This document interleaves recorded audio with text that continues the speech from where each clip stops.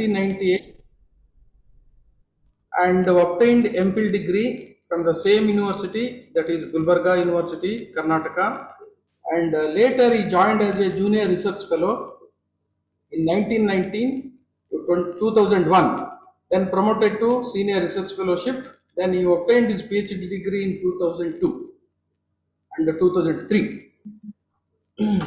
So later he joined as a guest faculty in Gulbarga University in the Department of Botany.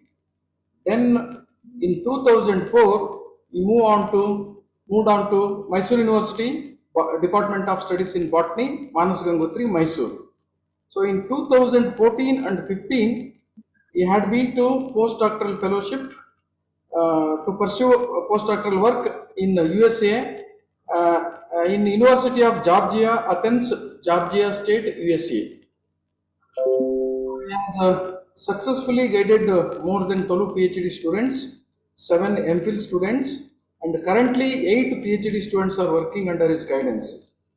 He is successful enough to got research funds from important prestigious funding agencies like UGC, DST, SERB, UGC, MHRD, and from our own university, Institute of Excellence, and as well as University Minor Research Project. He has established one of the unique taxonomy-based medicinal plant garden in the Department of Botany in Manas Gangotri campus. So where medicinally important plants are taxonomically categorized and planted for users. So he has published more than 62 research papers, which are almost published in national and international reputed journals. His contribution to the science includes diversity of Arbuscular Mycorrhiza, management of soil-borne plant diseases using plant-based composts and extracts, which is good alternative to synthetic chemical pesticides.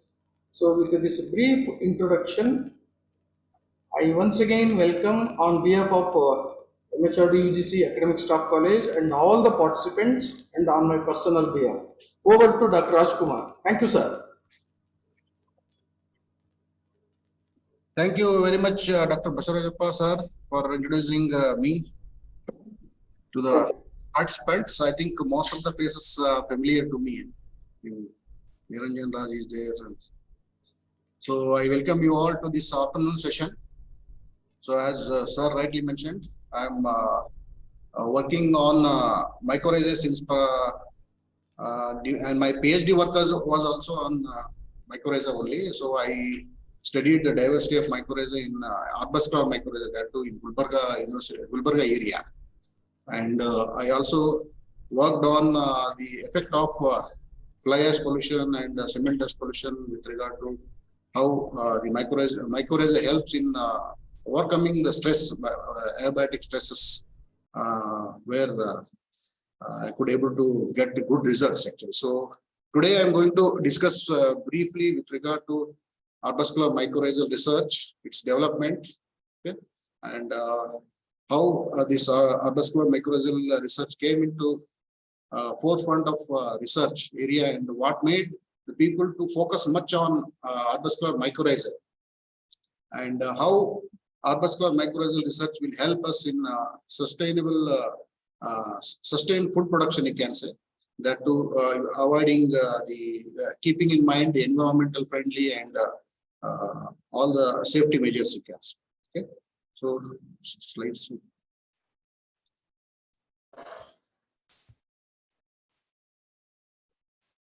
Change I put the font.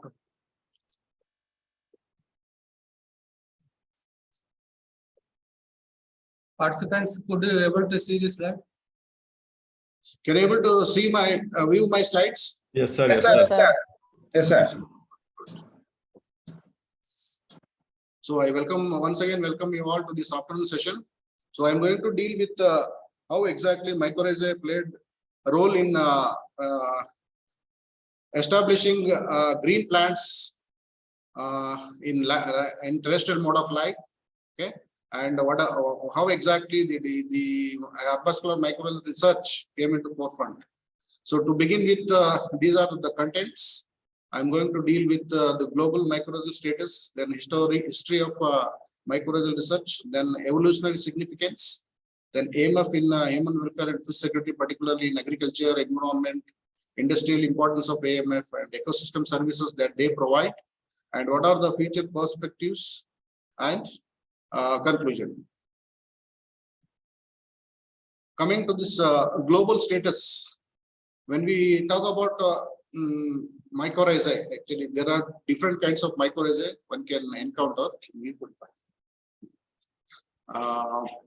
And among the various kinds of mycorrhizae, you can see almost 72% are arbuscular mycorrhizal, which form association with vascular plants, and 2% ectomycorrhizal association, and 1.5% are associated with the ericoid mycorrhizae, that is Ericaceous family, and 8% are completely non-mycorrhizal. That is all among the recorded vascular plants. 8% of the plants are considered to be completely non-mycorrhizal, and remaining 70% are inconsistent non-mycorrhizal or arbuscular in association. Okay. And among this non-mycorrhizal and why they are not mycorrhizal in nature, that is mainly because of either due to the nutritional specialization of those plants. Nutritional specialization means either they may be carnivores or parasites, or habitat specialization like hydrophytes and epiphytes. So these kinds of plants, there will not be, one cannot observe any mycorrhizal association.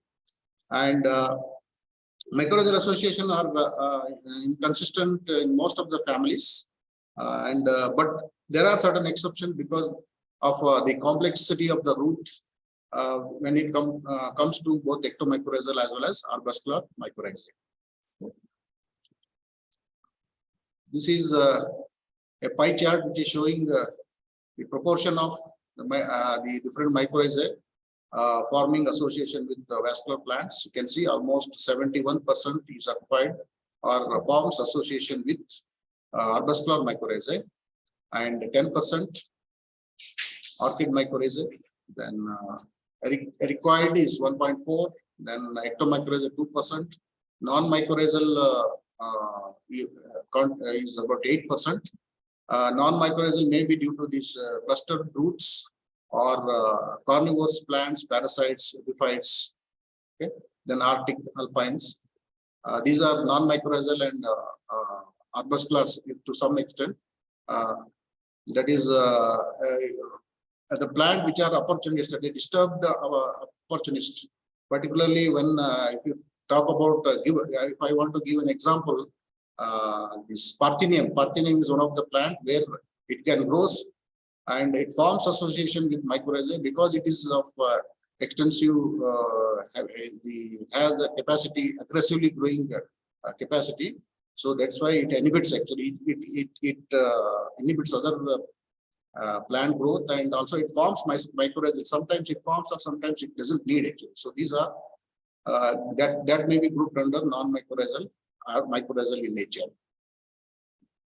And coming to this worldwide distribution and studies of different kinds of mycorrhizae in different countries, you can see right from Canada. If you see Canada, you can find almost all type of mycorrhizae they have carried out.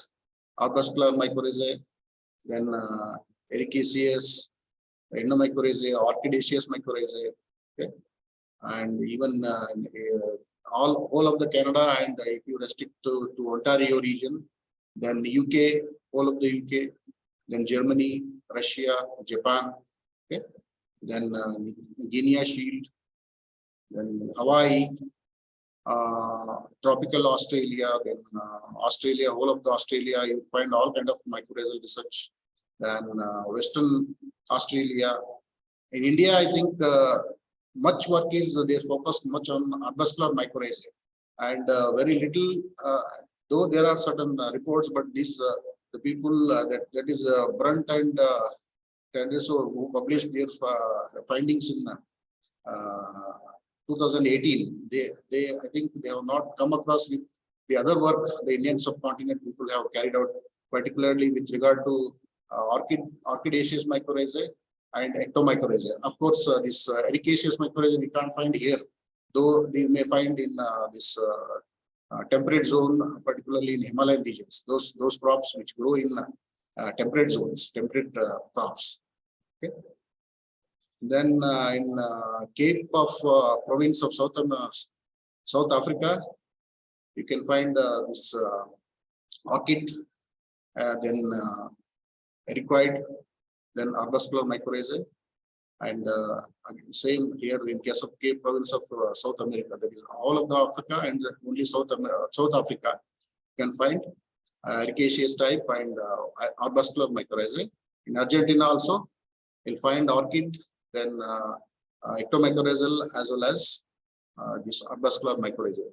Likewise, you can see, if you see the world scenario, most of the people they concentrate on arbuscular mycorrhizae, and why? Because 70%, as I mentioned, 70% of the mycorrhizal association is with vascular plants of arbuscular in nature, arbuscular mycorrhizal association nature when compared to other plants. Maybe due to the distribution of plants, that particularly ericoid, if you say ericoid plants, they are distributed in polar temperate regions when compared to other crops. Though we have a lot of ectomycorrhizal resources in Indian subcontinent, because of the most of the criteria, particularly collection, maybe due to the constraint in collection and identification of the ectomycorrhizal fungi, most of the people they concentrated on arbuscular mycorrhizae, and these arbuscular mycorrhizae are considered to be the first evolved mycorrhizae. That's why they formed much of the vascular plant. They form association with these kind of different vascular plants, you can say. Okay.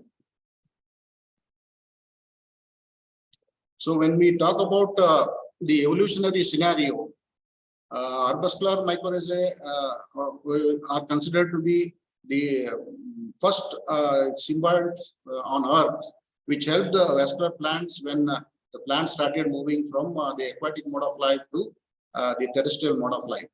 Okay, and that was continued since from early movement of plants, that is aquatic to the terrestrial mode of life.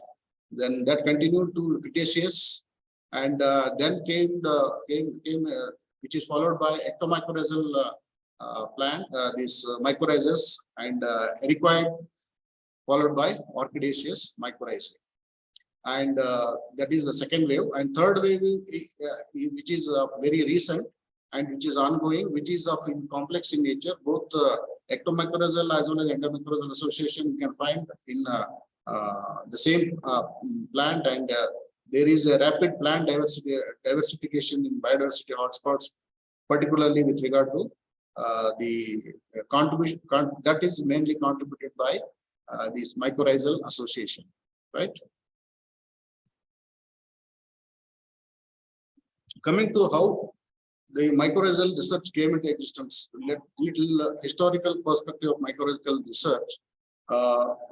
As I think agriculture started almost, all of us know that almost 10,000 years ago, and most of the agricultural crops, they were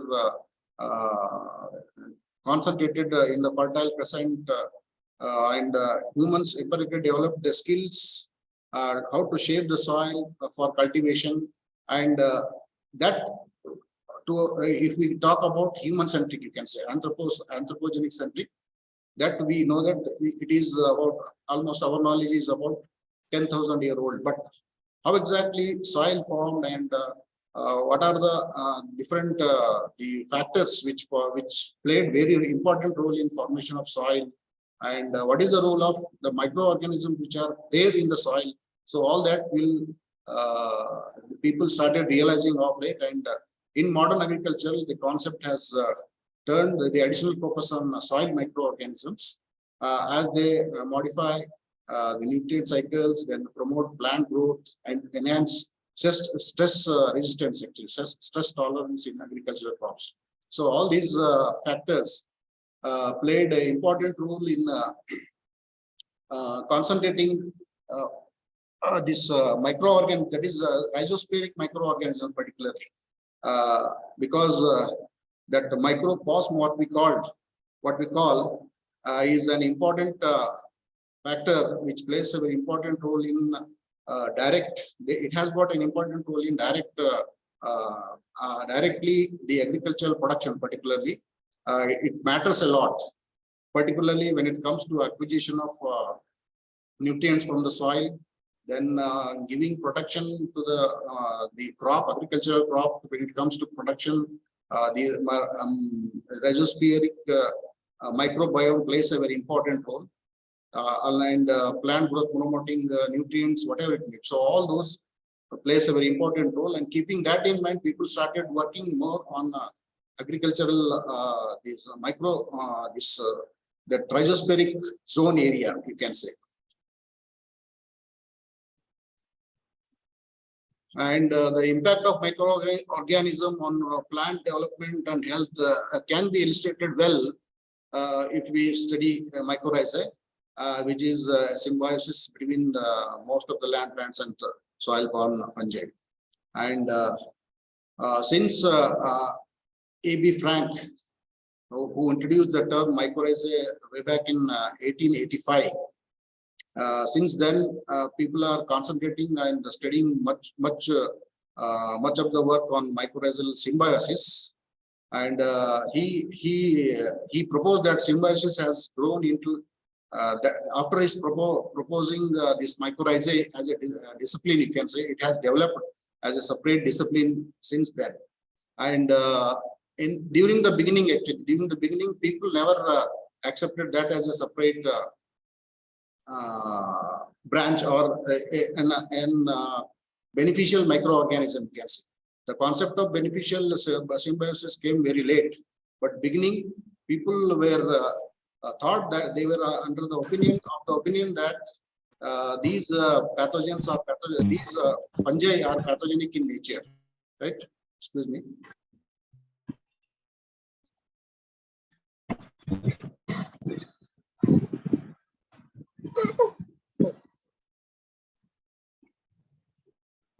So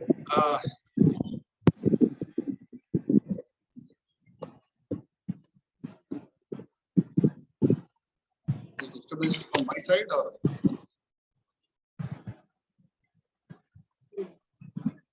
Dr. Sheen.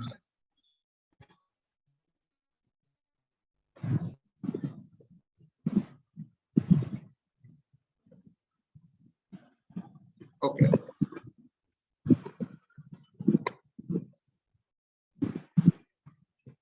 From my side, I think I don't think it is from my side. Ma'am, Dr. Sheenaja, ma'am, your mic is on this.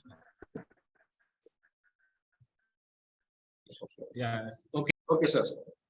So worldwide, the people, the scientific community, as of now, they are aimed at elucidating the features and implications for both plant as well as fungal partners. How exactly both partners are getting benefits, and why these the association started in the beginning, and all that concepts they made clear, you know, as of the technological advancements took place.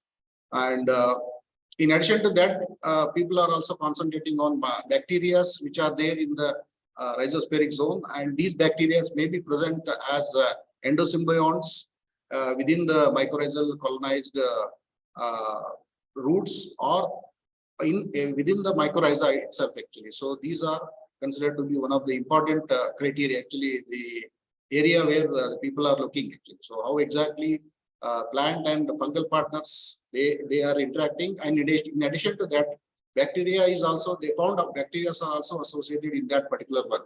So there is a tripartite symbiotic association.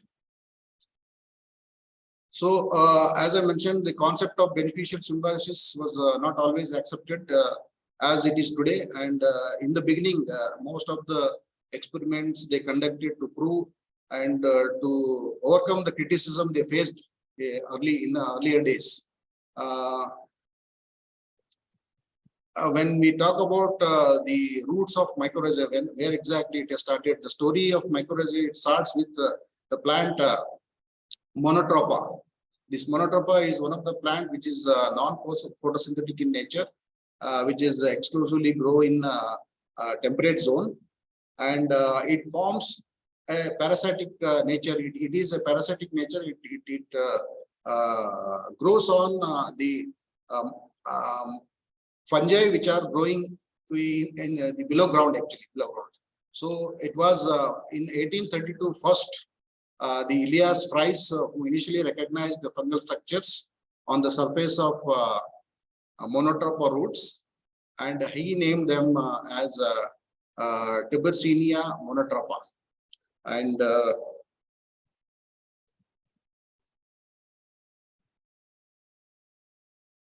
this publication or this publication work of this Elias Price was supported by this Frankiszek Kaminski in 1882 and various other people.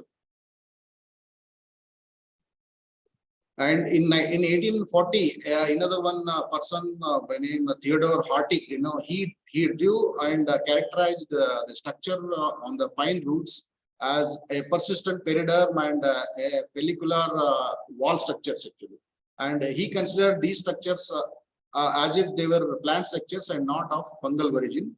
And in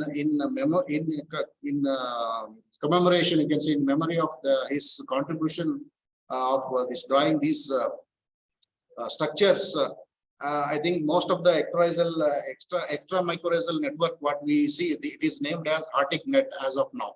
Okay, and subsequently in 1874, another one scientist by name Helmut Brutman, he noted that this Hartig net was made of fungal mycelium. So this was the beginning, you can say that. The mycelium colonizes over the root, and those colonization was of ectomycorrhizal in nature. So to begin with, people concentrated much on ectomycorrhizae when compared to endomycorrhizae. And subsequently in 1883, another one Italian botanist Giuseppe Ghibelli, he who was working on a disease, this chestnut tree disease, ink disease of chestnut tree, and he observed the same that the mantle of both healthy as well as the diseased crop had this mycelial like fungal mantle actually. So he found that after careful observation, he found that these mycelial mat was not pathogenic in nature, and whatever the mantle which is formed over the root, it is not going to harm the plant, and that is how they found that some of the mycorrhiza or fungi are there which are helping the plant to grow well in and tolerate some of the adverse environmental conditions. So this was the contribution given by Giuseppe Ghibelli. And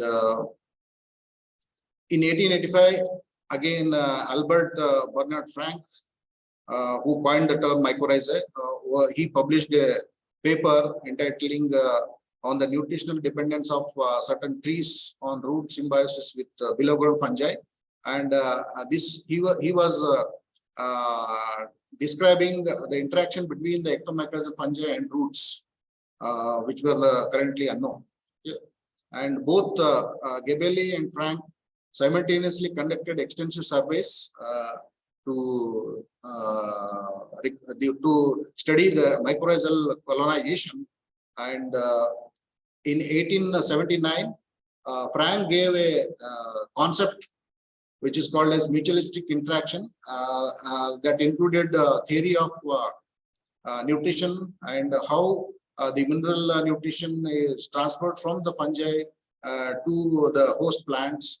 And he gave in a two different manner. Firstly, he proposed that the fungi extract and absorb mineral nutrient from the humus, and then they transform mineral nutrients through the mycelium, and finally the fungi gets its carbon source actually. This was the concept proposed by Frank in way back in 1879 itself.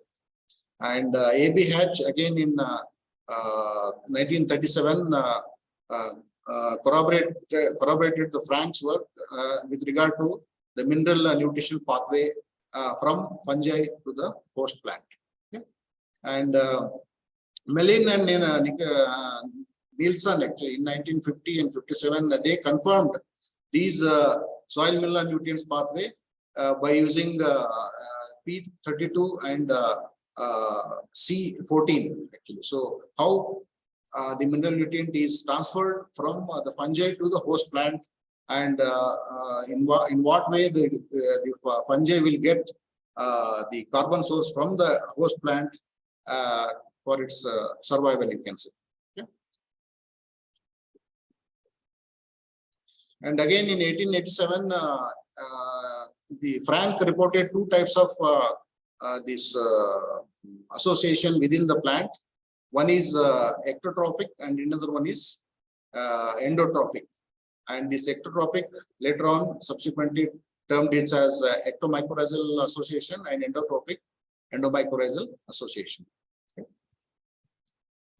And in 1894, Frank wrote that fungi transfer mineral nutrient to the plant and hypothesized that plant provided carbon from the photosynthesis to the fungi. So this was the concept proposed by Frank. And that concept, to realize that concept, it took almost 90 years. That some of the ectomycorrhizal fungi are capable of decomposing organic source of nutrients, which was first proposed by Reed in 1987. And some of them have hemicellulose degrading activity. And some plants cannot extract organic nitrogen from humus without the help of specific fungi. So these were the concept which proved in I think almost in 1990s and 2000, you can say, early 2000s. And complex assays were designed once AMF were successfully isolated and grown. And the experiments were conducted initially by using the single spore or single species by Barbara Mose. So she initially named Endogon Mose actually. The fungi which she was working was Gloma species, and that was earlier it was named as Endogon. And in her memory, I think that species was named as Endogon Mose. She worked on strawberry and also on alpine seedling plants, and she proved that inoculated plant and non-inoculated plant, there is a lot of difference. And either it may be the difference in terms of plant growth, then health of the plant, height of the plant. So all those they observed, and they proved that mycorrhiza plays a very important role in terms of plant growth and yield. Okay.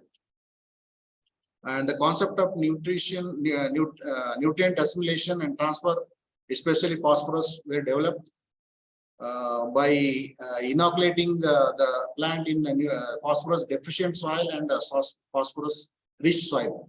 So they could able to find that the phosphorus deficient soil mycorrhizal association is more when compared to phosphorus rich soil. And in 1971, Sanders and Tinker they hypothesized a central role of external mycelium in mobilizing and uptake of phosphorus from insoluble structures. Okay.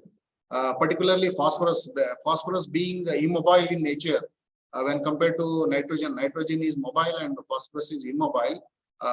Plants, they can't send their roots near to the beyond that rhizospheric area, you can say. So beyond, if the plant want to reach beyond that rhizospheric area, then definitely it has to form association either with ectomycorrhizae or endomycorrhizae. And these mycorrhizae send their mycelium, and there are reports that so the mycelium, particularly Smith and Reed, they observed that almost 2 kilometers the mycelium can go up to 2 kilometers in radius actually around this tree if it is ectomycorrhiza particularly. Okay, and Cox he hypothesized that poly P granules which was found in hyphae, fungal hyphae, to be the P transport molecule, and these were degraded into available phosphorus, which is available to the plant by alkaline phosphatase within the roots. So this was the contribution made by Cox, then Coide, Mose, and Giovinazzi way back in 1970s till 2004 actually. Okay. And with the advent of the advanced technology, it has been proved that the modern terrestrial ecosystem, in modern terrestrial, like most of the plants, they have a vital symbiotic association with the soil fungi, and these relationship is known to be very ancient. And it has been hypothesized that these terrestrial plants are the product of an ancient and continuous symbiosis of the semi-aquatic ancestral green algae and an aquatic fungus, which is an oomycete. So when and why the plant and fungal symbiotic started is the question, and it has been answered, I think, by 2004. One of the papers, Rediker, I think by name Rediker, he discovered that most of the earliest plants in the fossils particularly, excuse me,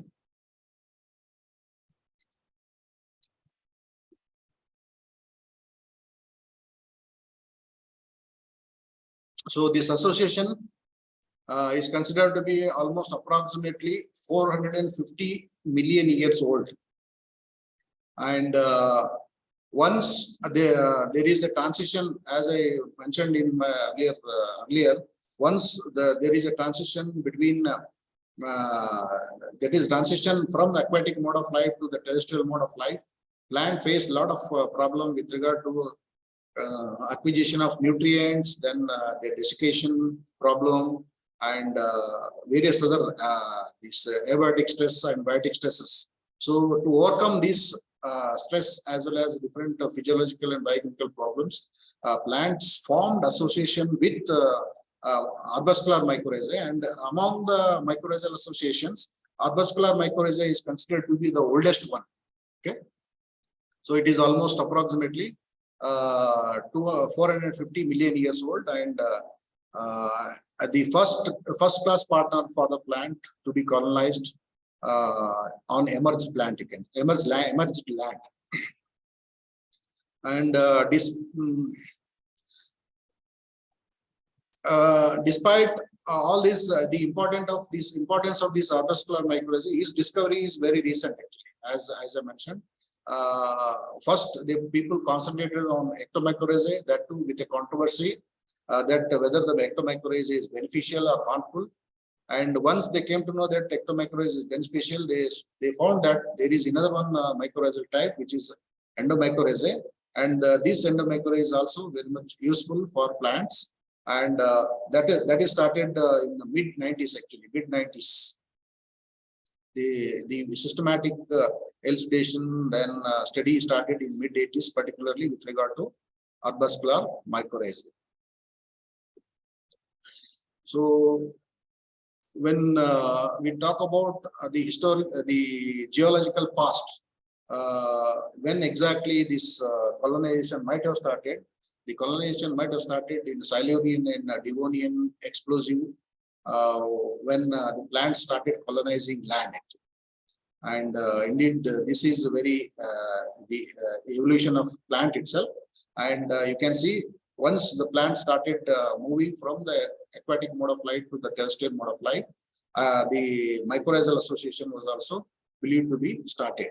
Okay, possibly through the mutualistic partnership, because as we all know that the mycorrhizae are this heterotrophic in nature, so they have to depend upon the green plants for survival. So that is how in return their contribution has to be there. Otherwise, plant will not allow, or you can say there will be a evolutionary competition. So this association, if it is there, that means the plant is getting benefit from the fungi, and that's why the association established, and it is persisting till today. Okay.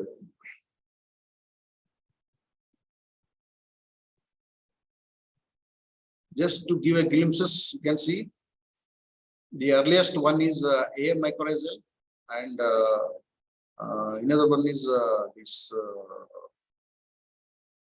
AM mycorrhiza, almost Devonian period, early Devonian period. Then it is then moving to this down the lane. You can see ectomycorrhiza is very much recent actually. So it is in Paleogene. Okay, so this is the difference. You can say the ectomycorrhizae are considered to be most recent when compared to endomycorrhiza. Okay. So how they have came to certain conclusion that the arbuscular mycorrhizae are very old. So this was through this carbon dating method. You can say you can see if you take this arbuscular mycorrhizae are considered to be the earliest one, almost 480 million years ago, and then came into existence ectomycorrhizae. Then after that, Frankia and Rhizobium is all both at a time actually. So mycorrhizae, Rhizobium and Frankia, when compared to other two symbiotic association, these two association is very recent. So this is the pictorial representation, how exactly plants might have formed association. So from the aquatic, when the plants started moving towards terrestrial mode of life. So here in Aglophyton, here in the stem of Aglophyton and the root-like structure of Aglophyton, they could able to see the structure similar to that of arbuscular mycorrhizae. These are the fossil plants, and they found that these fossilized plants, in the fossilized plant, this cortical region, arbuscular mycorrhizae structures they found, and that is how they believed that arbuscular mycorrhizae are considered to be the older one. So the soil was also not that much predominant during that time, and slowly the soil thickness also increased, and as the plant started growing bigger, the mycorrhizal association became firm, you can say. Okay.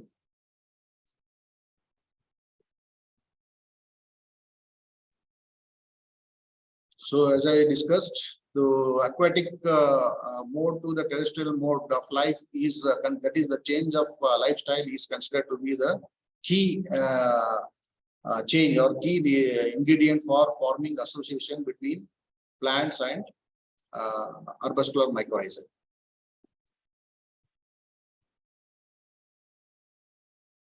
Coming to this different types of mycorrhizae. So depending upon the type of plants they harbor and the structure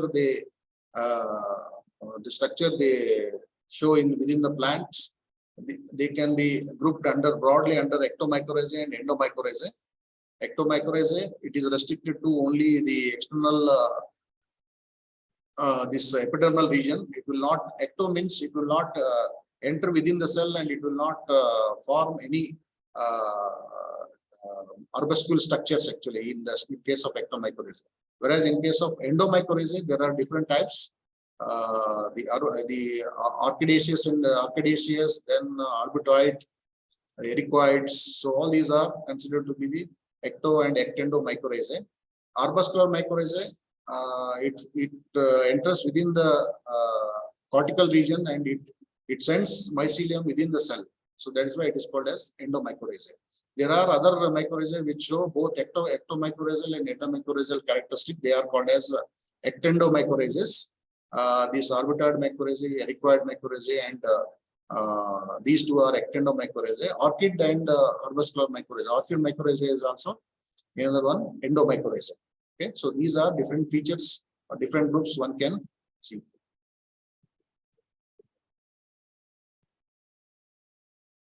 So this is, you can see ectomycorrhizae, it is restricted only to this the epidermal zone.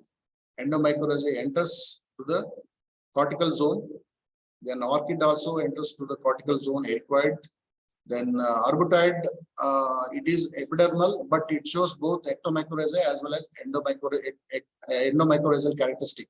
Because this monotropoid and orchid, the arbutide, it sends mycelium within the cell. So that's why they are ectendomycorrhizae. Okay, these two are ectendomycorrhizas.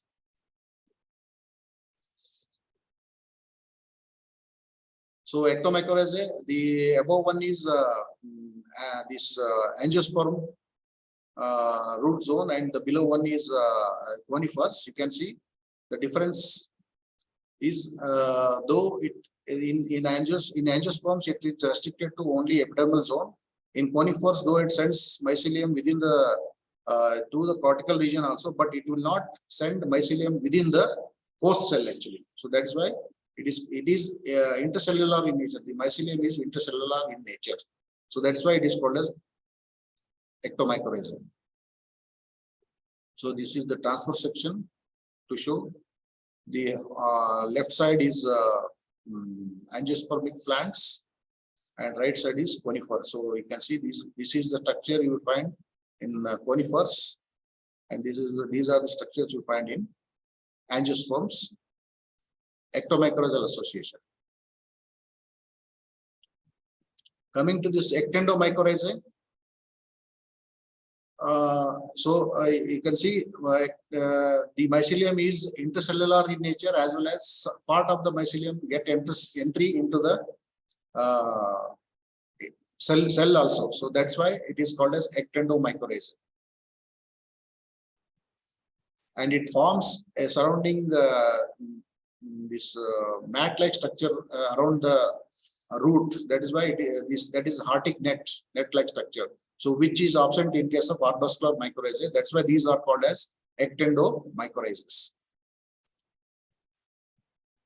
So this is how it appears. You can see. This is a thin mantle. Then this intercellular mycelial mat, and this is intracellular, you can say. Okay. This is arbutide mycorrhizae. This is how it appears. It forms a mantle around the cell, as well as it sends mycelium within the cell in the form of coiled structures. That's why it is called as ectendomycorrhizae. Coming to this arbuscular mycorrhizae. So this is, if this is a vascular structure, so arbuscular mycorrhizae is occupied almost from the epidermis to the cortical region. So whole of the cortical region is occupied by this AMF, that is arbuscular mycorrhizal fungi.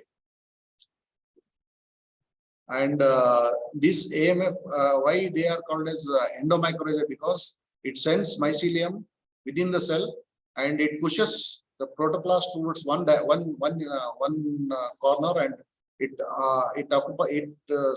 forms a finger-like projections within the cell. So these are arbuscules, and it also forms vesicles. Actually, some of the fungi, not all fungi will form vesicles. Few AMF, that is few mycorrhizae, endomycorrhizae, they form vesicles. Either these vesicles may be intercellular or intracellular in nature. Okay. So within this, there are two types of mycorrhizae one can categorize broadly depending upon the internal structures. This is arum type.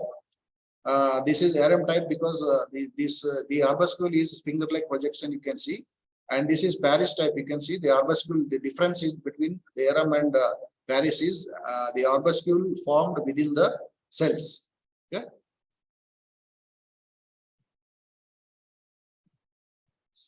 This is ericoid mycorrhizae. Again, this is ectendomycorrhizae. It forms a mantle, as well as it sends signal mycelium within the cell. And this association is restricted to only ericaceous family members.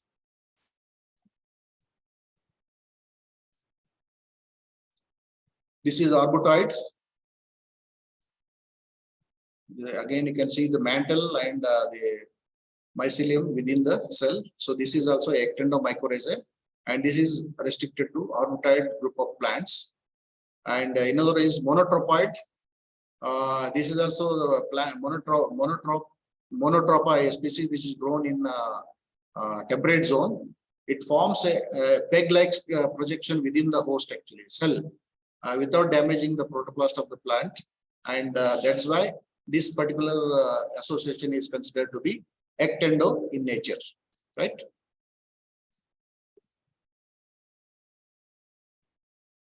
So this is orchid mycorrhizae.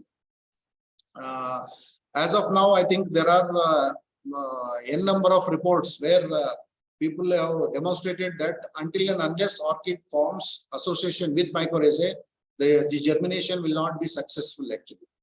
So when and why, where exactly this mycorrhizae get into the seed, it is a mystery. Still, it is a mystery. So this is an open area one can take up actually research. So once the mycorrhizal association is formed, because these orchids are recalcitrant, seeds are recalcitrant in nature. So in wild condition, as soon as they dehisce from the plant, it has to be germinated. Otherwise, the viability will be lost. So even after germination, until and unless it forms mycorrhizal association, the germinated plantlet will not survive. So that has been demonstrated beyond doubt.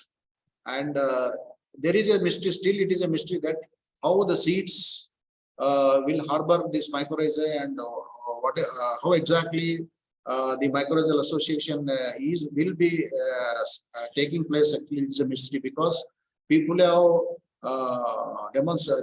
carried out germination studies in sterile soils, and they found that even in the sterile soils also, the survived plantlets had mycorrhizal association. So that's why, because the soil was devoid of any spores or any mycorrhizal mycelium, but in spite of that, the plantlets where they had the mycorrhizal association. So that is the mystery. Okay.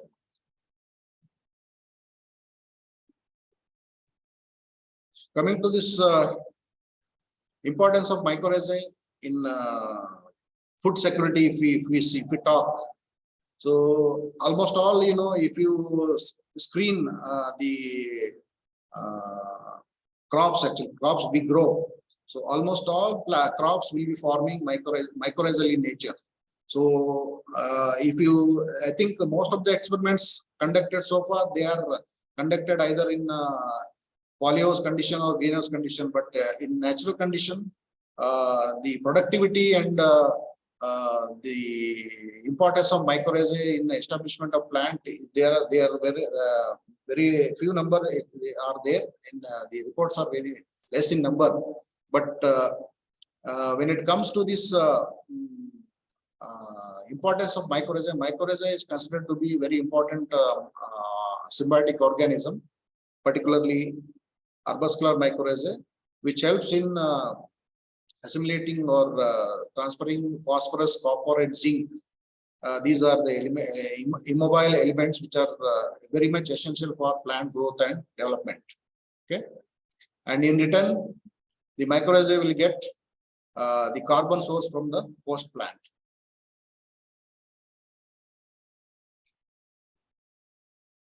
So this mycorrhizae, earlier they were grouped under zygomycota, but of late the separate phylum, subphylum has been created, that is glomeromycota, and they are obligate biotrophs, as we all know. It is believed that almost 1,000 species are there in nature, but yeah, as of now, the information is about, we have about 300 species, described species, you can say. Okay.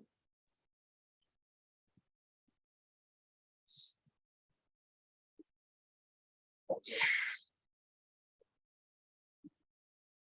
So this we have discussed already. So that's what, this is what I want to show this from this Homeophyton ligeria. Actually, from this plant, Redeker, he could able to identify the arbuscule-like structures. This is a fossilized plant. It's an extinct plant. It's not an extinct plant. It's an extinct plant. And in 2004, Redeker et al. They found that there is, in the stem as well as in the this corm region, actually they found arbuscular mycorrhizal structures, mycorrhiza-like structures. Okay. So Remy et al. In 1994, they found that in Rainy chart for plant fossils, they found the arbuscular-like structures within the cells, actually. So this proves that early plants, early land plants, they had an association with mycorrhiza. Okay. So coming to just to give a glimpse of how to quantify mycorrhizal colonization. So most of the methods to quantify is to study the percentage of mycorrhizae within the root system, actually. So what percentage of mycorrhizae is formed within the given area. So for which you need to collect the root samples, root and soil samples, and root samples without damaging the cortical region is very important. So root samples, once they collect, you can fix it, or you can use fresh. Both way you can do. And once the fixed material is it is brought to the laboratory, cut the roots to 1 centimeter bits, and heat at the 10% KOH for 1 hour. Then transfer them to refine HCl or dilute HCl, you can see. Then again wash with water, then stain with 0.5% trypan blue. You can prepare it in lactophenol, and you can mount it in temporary lactophenol or PVC, that is polyvinyl alcohol resin. So you can observe the clear structures like vesicles, arbuscules, then longitudinally running hyphae. So all these things you can record for the presence or absence of mycorrhiza. And calculations, it is considered as a slide method, simple slide method, which was proposed by Phillips and Heyman in 1970. So you can observe 10 root bits. If you place on the slide, you observe for the presence of these structures, vesicles, arbuscules, or hyphae. And any of these present, if it is there in the root bit, you can mark it as presence, and you can make triplicates or 10 slides, 100 slides, whatever depending upon the area you are covering. So you can calculate percent root colonization. So this is the quantification. So these are the structures you can observe: vesicles, arbuscules, then hyphae running parallelly. Okay. And if you can also study the different types of mycorrhizae. What are the different types of mycorrhizae which is within the rhizospheric area, and if for which simple method is wet sieving and decanting method, which was proposed by Jerdman and Nicholson in 1963. So that is in 250 gram of soil, how many spores are there, you can quantify, okay, by using wet sieving and decanting method. And these are the spores that I think we have isolated from this region. Most of the spores, these all are glomus, and this is gigaspore actually. So this is the spores are identified based on wall layer, internal content of the spores, color of the spores, and subtending hypha, and what is the size, shape of the subtending hypha. So these are the characteristic feature one can look for identification. Okay.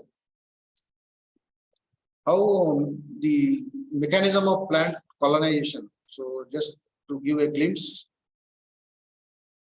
within the vicinity of the plant, within the vicinity of the rhizospheric area, the spore is there.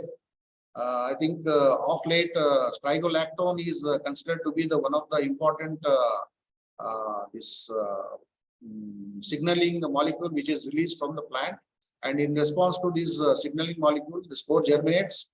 It comes and attaches to the epidermal layer, and it forms a hypopodium.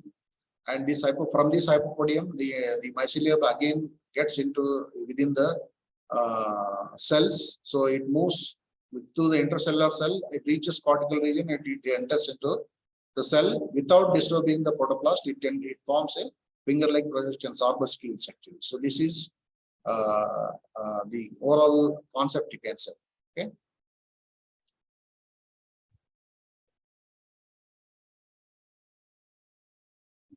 So again, this is in a different view.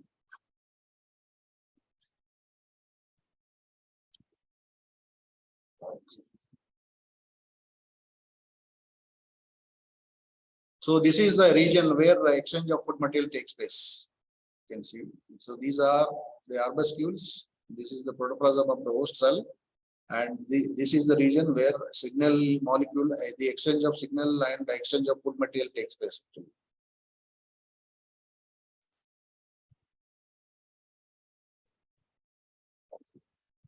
Can see.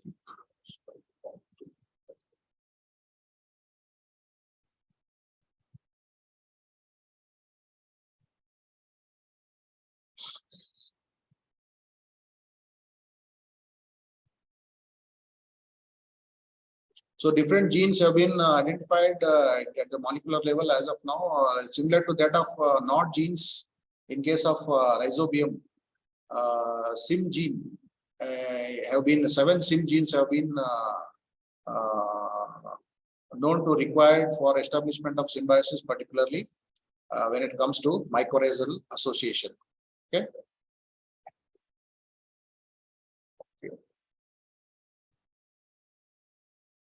So as the rhizobia releases NOD factors, mycorrhiza is considered to release MIG factors, which are similar to that of the rhizobia, and this colonization establishment takes place. So you can skip. Okay.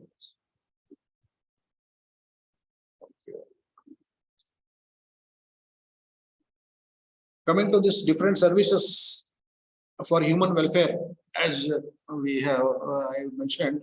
So the mycorrhizae can contribute in different way. You can see the ecosystem biodiversity is maintained by the mycorrhizae, then reclamation of degraded land, then phytoremediation, then mitigation of climate change, then crop productivity, disease resistance, nutrient uptake, stress tolerance, accumulation of active ingredients. Okay.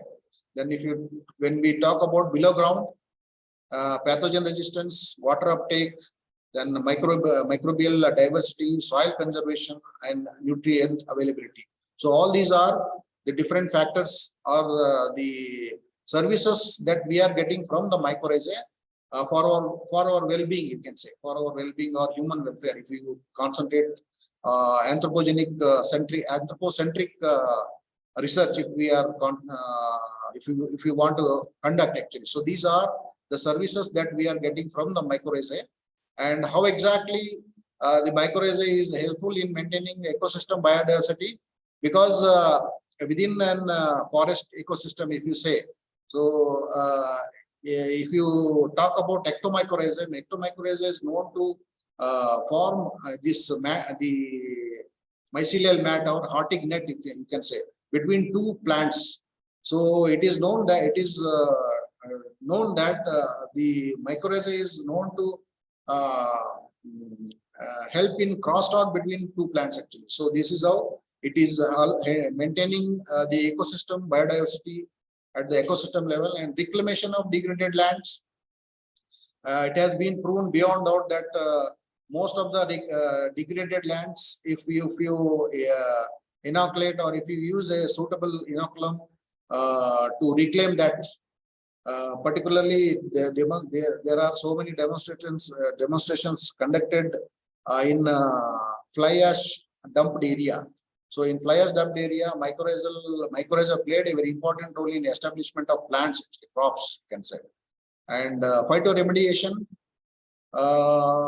if the land is contaminated with any heavy metal, the mycorrhiza plays a very important role in reclaiming, actually reclamation, and instead of accumulating in the plant, it has been found that the mycorrhizal surface area is plays a very important role in accumulating these heavy metals, and the plant it avoids this bioaccumulation in the plant actually. So that is how it is helpful in phytoremediation also, and mitigating the climate change, of course, as it has been demonstrated beyond doubt that once I think there are so many reports that once the tissue culture plants, if they want to if you want to transfer into land, before transferring into land, they have you need to acclimatize it actually. So if you want to transfer to land, if within that rhizospheric area, if mycorrhizal inoculum is in high quantity, it has been proved that the transport plants, they escape this transplant shock actually. So this mycorrhiza helps in escaping the transport shock actually. So that is how even in case of climate change also, if there is a slight change in the environment, the plant may not tolerate, and to overcome this particular challenge, mycorrhiza plays a very important role, and it has been demonstrated that mycorrhiza helped in signal transduction of to overcome drought, desiccation, then even salinity. So all these are few of the services that we are getting from mycorrhiza. Then of course crop productivity. So if though we are adding a lot of fertilizers, particularly NPK or whatever it may be, but the availability within the root zone, if it is in mycorrhiza association plant, if it is there, when compared to non-mycorrhizal and mycorrhizal association, if you study within the crop plants, in vivo condition or in natural condition, there is a drastic change in yield actually. So mycorrhizal associated plants will be having a much more higher yield when compared to non-mycorrhizal plants. So that is how crop productivity also affects actually. So disease resistance. So disease resistance, how exactly mycorrhiza plays an important role in disease resistance means if the plant forms association with the mycorrhiza helps in inhibiting the entry of pathogens, because there will be as a result of competition and prevention of entry of other pathogens due to the competition. So that in that way it gives disease resistance to the plant.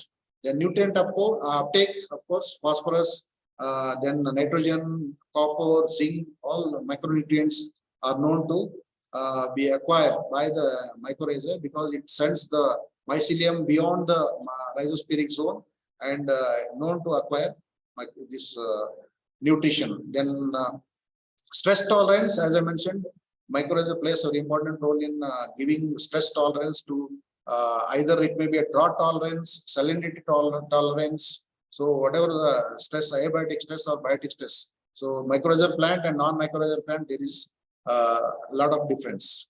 Okay. So then sustainable. Okay. So this is just I wanted to show. See, this is a root. So it sends this mycelium to the distant area, and it has the capacity to acquire nutrition from the extra rhizospheric zone, you can say. Okay.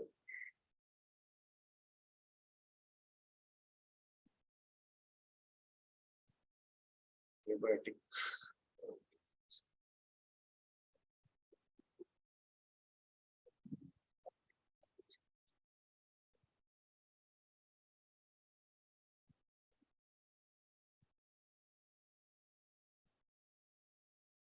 So these are some of the papers that we have published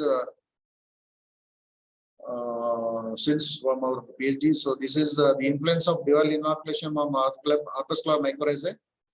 That is Glomus aggregatum we used, and on Fusarium odum, this plant vigor and wilt disease incidence in pigeon pea. So we could able to we reported that mycorrhizal plants had the less incidence of disease when compared to non-mycorrhizal plant. So this is with Cephalosporin acrimonium. We used Glomus fasciculatum and Glomus mosaic and Cephalosporin levis. So all these three mycorrhiza helped in reducing the incidence of black banded disease in maize. Okay. So this is another one paper that we have effect of mycorrhiza on plant growth and biomass enhancements. So we used this Piper longum. We found that mycorrhizal plant has got the yield is high when compared to the non-mycorrhizal plant. Okay, this is with regard to another one, Centella asiatica. So in case of this sugarcane also we have conducted experiment. You can see that there is a huge difference in biomass both above ground as well as below ground. So this is non-mycorrhizal and this is mycorrhizal in the plants. You can see there is a huge variation in height, plant height, as well as the root, the biomass of root. This is we have studied the efficacy of this Glomus fasciculatum and levis on growth and nutrient factors of Vigna radiata, and we found that both this Cephalosporin levis and fasciculatum increased the nutritional factors of Vigna radiata. Okay.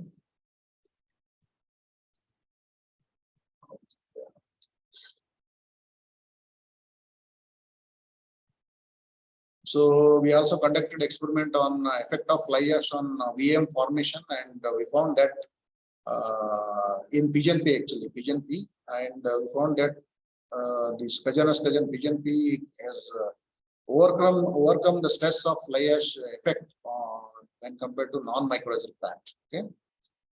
Okay. So this is to sum up.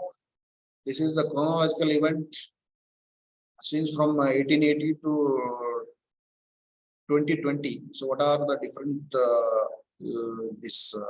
landmarks with regard to this identification of mycorrhizae, discovery of Hartignate, then molecular characterization, and how the mycorrhizae to bring into the forefront how the mycorrhizae played an important role in establishing terrestrial plants and overcoming stress. So all this is the sum up.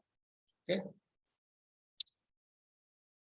Future perspective. So agricultural this Arbuscular mycorrhiza fungi is helpful in sustainable agriculture. So this is one of the important area one can look, because most of the experiments as of now they have conducted in vitro conditions. So in field level experiments, if we want to conduct experiment and explore, that is one of the important area. Plant growth and productivity, mineral nutrition, water uptake, managing the rate of photosynthesis, accumulation of secondary metabolites and active ingredients.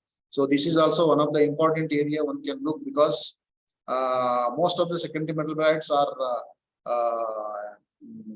affected by the rhizosporic microorganisms actually. So accumulation of secondary metabolite, profiling of secondary metabolite you can do.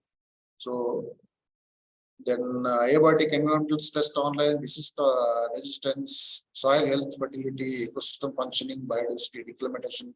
So all these are the areas one can look. Okay. Coming to this conclusion, to conclude, you can say that mycorrhizal biofertilizer are considered to enhance the ecosystem functions. They are contributing lot many things in ecosystem functioning, particularly when we concentrate on anthropogenic importance. So mycorrhiza played a very important role right from greening of the planet, our planet, to sustenance, and till now, even now, they are helping the green plants to establish themselves in different changed environmental conditions actually. Okay. So therefore, field inoculation with AM fungi, depending upon the type of plant species and their environmental condition, could be an effective alternative to the agrochemicals. That is the conclusion take home message I can say. Okay. To restore good environmental conditions. These are the references. Thank you. So if you have any doubts, you can ask, discuss. The topic is open for discussion.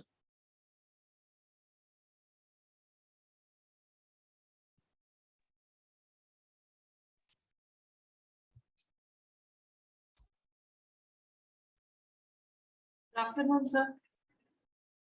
Yeah, please. Good afternoon. Tell me. Sir, my name is Dr. Sayyeda. I am from ASM College, Bellary.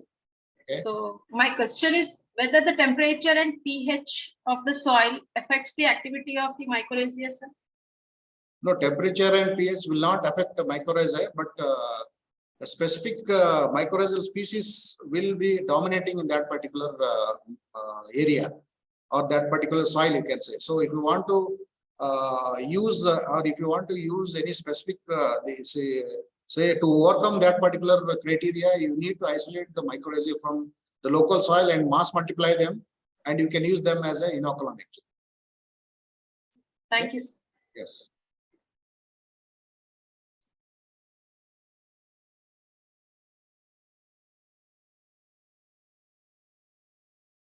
Yes, sir. I think I have completed well in time. So if you have any doubts, you can discuss. I think the discussion is more important.